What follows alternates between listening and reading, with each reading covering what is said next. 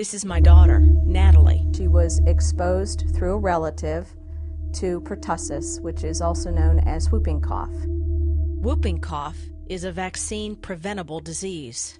Natalie was too young to have been vaccinated for whooping cough, but her family should have been. As a result of her exposure to pertussis, she's going to go into respiratory failure and she's going to have her heart stop beating. Find out what immunizations are recommended for you and your loved ones now